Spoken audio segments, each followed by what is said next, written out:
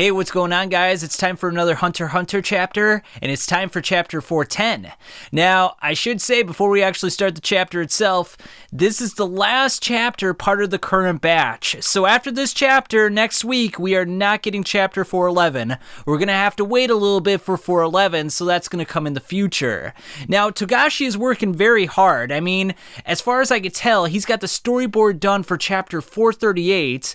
He's got, inking done for 424, and he's working on, backgrounds and dialogue for 413. So the guy is chugging along. He's at a great pace. Things are going really well with his health. So we should expect more chapters probably within, the next, I don't know, who knows, maybe 3 to 6 months. I wouldn't think any later than the end of 2025, but great news nonetheless. We kind of expected this at some point, that it would go on hiatus again, but the fact that Togashi's working so hard on the current chapters is a really good sign. But with that said, let's actually talk about the chapter itself. Now, this chapter is titled Negotiation Part 4, and Borkson has chosen yes. The negotiation game ended with her using the resurrection card and bringing back the yes card. Now, Morena is asking her, she's like, "Are you sure this is what you want to do?" And she's like, "Yeah, I'm sure." But in her head, she's thinking, no, this can't be. This is not what I wanted whatsoever. So already we know that some manipulation was at play here. Morena was doing something to her, and we're going to find out in just a second here. Now, Morena determined that Borkson was cheating throughout the game, and because of this, it activated Morena's Nen. In fact, the entire negotiation game was part of her Nen. It's all part of her condition. And because Borkson cheated, it activated the manipulation in which Borkson had to either choose yes or no. She could not choose the X card. So it sort of locked her into a, yes, I'll join the Heil-Ly group, or no, I won't join the Heil-Ly group, and you'll have to kill me as a result, because as Morena said, if you say no, that's a declaration against the Heil-Ly group, and that means we gotta kill you. So that's just how it works, folks. I mean, and a lot of people were saying online, oh, this is unfair, it shouldn't work like that. Hey, that's Nen. It's not supposed to be fair. If it was supposed to be fair, we'd be playing checkers or something like that. This is Nen. Borkson had to realize that something like this probably could have happened, and she should have thought about that before cheating. I mean, I get it. She doesn't know Nen. She doesn't know all the implications and how it works or anything like that. But she asked extensively a list of questions to Morena before this game was played, or, during the midst of the game. So it's hey, it's kind of on you, Borkson. You could have asked the right questions. If you would have said, hey, if I cheat throughout the game, what will happen? And Morena would have had to tell you. She has been forthright this far. She hasn't lied whatsoever. You could say, well, she was a little bit deceiving. Sure, yeah, but she didn't lie. She was upfront about all the information that she was giving. So if she asked just a basic question like, hey, Morena, are you cheating? She would have had to answer that. Now, after agreeing to join the Heil-Ly family, Borkson feels a weird sensation throughout her body.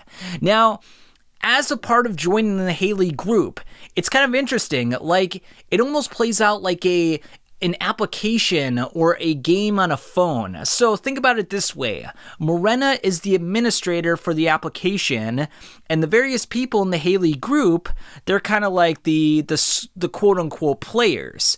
She can monitor all their actions. She knows about their whereabouts, their abilities, their points, everything. So any conversation that, they have outside of the room where Morena is not present, she knows about that, this is manipulation on a whole new scale. We've seen stuff with Illumi where he's controlling people, but they're just kind of mindless zombies. Morena is controlling up to 22 people, and she basically controls them in a way where she knows everything that's going on with them, all their actions, all their abilities.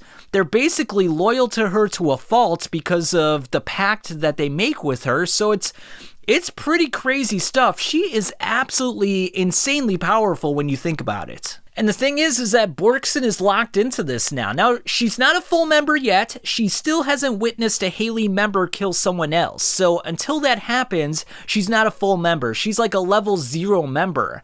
However, it's in her best interest to watch someone be killed and join the group, because if she doesn't, they might find another specialist. And if they find another specialist, that means that they could just discard Borkson because they're like, hey, what do we need you for? We got a better specialist. Someone who's more in line with our thoughts and wants to kill right off the bat. Like, if you're not killing people, if you're not accumulating points, what's your purpose here? You know, what are we doing here? We don't want to waste our time. We want to destroy the world. So, like, if you're not with us, we're just going to get rid of you. So anyway, Borkson decides, her best course of action is that she's just got to start killing people. She's got to start accumulating points. She's got to get abilities, and maybe she can find a way out of this. Maybe she could start her own community. And that's when she decides to leave the Heil-Ly organization. Now, she's still working with the Heil-Ly organization, and before she leaves, she wants to know more about the Heil-Ly members. So this is going to be very interesting stuff. We're going to have to see how this plays out. Where does Borkson go from here? Does she go back to the Royal Army? Does she somehow go back to Serednik and try to converse with him? Maybe she tries to kill him. That's been a very popular theory among various fans on the internet.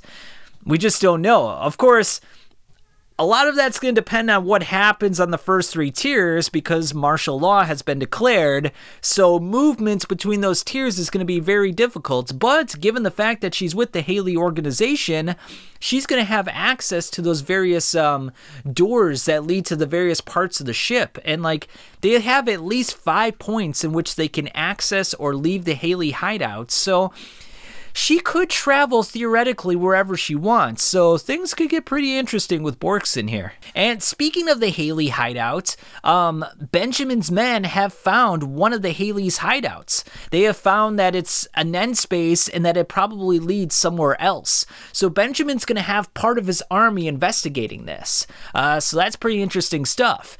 And then the other big thing about this chapter is that Benjamin is just going full martial law. He is locking everything down. He wants to restrain all the princes, and we find out that he's been infected with TSK-17. That's that biological weapon that Helkenberg, the biological weapon that Balsamilko wanted to use on Helkenberg. And because Helkenberg switched places with Balsamilko, it's very possible that Helkenberg somehow infected Benjamin. Of course, we didn't see that. We're probably going to see that in a future chapter, but that's the situation right now. Benjamin's been infected, and he's got, it seems like, 9.5 hours to enact his policy. So he's probably going to die in 12 hours. He's got 9.5 hours to attain the throne for himself. And you're probably thinking to yourself, well, why would he want the throne at this point? He's going to die anyway, so what does it matter? Turns out he actually has an illegitimate child. Who knows where this child came from? Maybe it was part of the festival that we learned about in the previous chapter with Morena, where, they went to one of these villages and he just, he ended up raping someone, and that's where it came from, and he's been watching the child ever since, or his mother, Unma, is watching the child. But the point is that he has an illegitimate child, and he now wants the throne for himself so that he can pass it on to his illegitimate child, which means that he's going to try to kill all the other princes in the next 9.5 hours. He'll die in 12, but in about 9.5 hours, he's probably going to lose consciousness. So he's got to move quickly. The ball is rolling here. Now, as we find out, Heil-Ly has escaped to Tier 2. He's actually using the Mafia hideout to escape. So it sounds like he's going to rely on the Mafia from now on. So I wonder if he just totally abandoned the idea of working with Kurapika, because you would have thought maybe they would have tried to get together, get Kurapika into his room and sort of hold out there, or maybe Benjamin is not allowing that. Maybe all the princes have to be separated from each other. So Heil-Ly just felt like his life was in danger and he made a run for it. In addition, Lazarus is gone as well, so we don't know what's going on with him. He also oversees a mafia organization, so it's very possible maybe he escaped to a lower tier as well. Now, at one point, Benjamin talks about how there's only 4 princes left. Now, there's a lot of debate going on online about this. I think most people believe that when he says there's 4 princes left, that means there's 4 princes left that he has to restrain. Some people have taken it that he's killed the other princes and there's him and 4 others still alive. And I don't think Togashi would do this. The build up to this arc has been so methodical and so entrenched in detail that it would just make no sense to kill these other princesses off the screen. Like, why would he do that now? Like, he's built up this arc to such a grand scale that I think he's going to really take his time with this. So I don't think we're going to see things like Fugetsu or Mariam dying off screen. That would seem really weird and like out of character for the arc as a whole. So I think he's looking to restrain all the princes, and he just needs 4 more to go. Now, we know that Zhang Lei and Lazarus are gone. Who are the other 2? Is it Mariam? He does have that Nen space in which no one can enter. That would make a lot of sense. Kurapika and Wobo probably complied, so maybe they're in their room right now. Tubeppa probably complied. Maybe Serednik is like, screw you, big brother. Like, I don't give a frick what you're saying. Like, we already saw there was a lot of tension between them already. So, it would make a lot of sense if that were happening. But, we'll see in the future. Another thing I forgot to mention as well, Tubeppa does have that guardian sacred beast that can synthesize chemicals inside of its body. So it's very possible that maybe an antidote can be sort of formulated with Prince Tubeppa's guardian sacred beast, and they could use said antidote on Benjamin and save him. It's a possibility. I don't know if it's going to happen. I mean, we'll have to see. I also do think it's kind of interesting that in the previous huge arc of the series, the Chimera Ant arc, Meruem, this big, powerful Nen user, just was taken down by a chemical weapon, by Isaac Netero himself. And he had a very limited time in which he could sort of live as well. He had like only a few hours left. And now we're kind of seeing a similar situation play out in which Benjamin only has a few hours left. And he sort of has to make the best of it. And it's interesting how Meruem was considered a monster, and yet in his last few hours, he just wanted to spend them with Komugi and just enjoy himself and have a good time, with the person that he ended up loving in the end, the person that he really grew this companionship with. Whereas Benjamin is he's a human, but he's acting like a monster. He wants to invoke martial law. He wants to take all the princes captive. He wants to combine all the branches of government so that he can seize all the power for himself and then pass it on to his illegitimate child. So it's such a stark contrast, and I love how Togashi sort of paints this dichotomous view of, a monster acting like a benevolent human and a human acting like an absolute monster. It's absolutely beautiful. Now, Benjamin suspects that Serednik and Halkenberg are working together. Now, I wonder why this is. I mean, obviously, we're probably going to have like some sort of a flashback in like chapters 411 and 412 where we sort of learn about the timeline of events, what happened during the negotiation game, and see what happened with Halkenberg and Benjamin and Serednik and Zhang Lei escaping and Kurapika. So a lot of stuff is in the air right now. Like, we just don't know what's going on. And Benjamin is a very unreliable narrator. He's sort of concocting his own version of the truth so that he can seize all the power for himself. So we really can't trust what he's saying. Like, there's some truth to it, but we know he's bending and manipulating the truth to his will. He's using it for his own benefit. And even Kaiser acknowledges this as well. So we have to take this with a grain of salt. Now, Bodobai checks in with Benjamin. He's like, you're not looking so well, Benjamin. And Benjamin just gives this really cryptic, weird-looking face where he's like, yeah, I'm fine.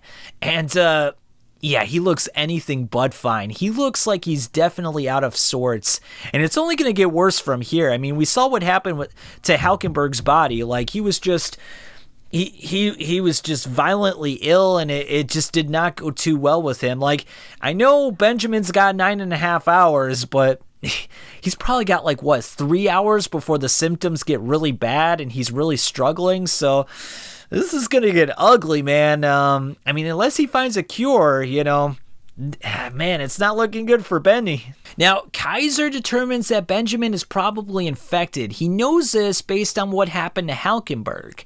And he keeps talking about how, if I could just last 24 hours, this will all be over. And we got to be thinking to ourselves, because Melody does suspect that Kaiser is possibly being manipulated or being used by someone else. He's got an ulterior motive. So what exactly is he playing for here? Is he working with another prince? Is he actually being true? Is he working with Melody and Kacho, trying to get Fugetsu to be the next king of the Kaken Empire? Just a lot of things are up in the air, and it's just so funny because, like, we had this construction of how the succession contest was going, and it's like all sort of disintegrating in front of our eyes because of this new event, because of the martial law that is going on. Things are really up in the air, and we just have to reevaluate everything that's going on in the arc. So what a great set of 10 chapters Togashi gave us. I just absolutely love this segment, and man, I can't wait for the next 10 because things are really heating up, guys. And damn, this arc is so freaking good. It's up there, man. It's one of my favorite arcs so far, and it's still ongoing. It hasn't finished yet, but I think I'll leave it there for now. There's a lot to think about. There's a lot to ponder, and tell me what you guys thought of this chapter. Subscribe if you haven't already, and I'll catch you guys next time.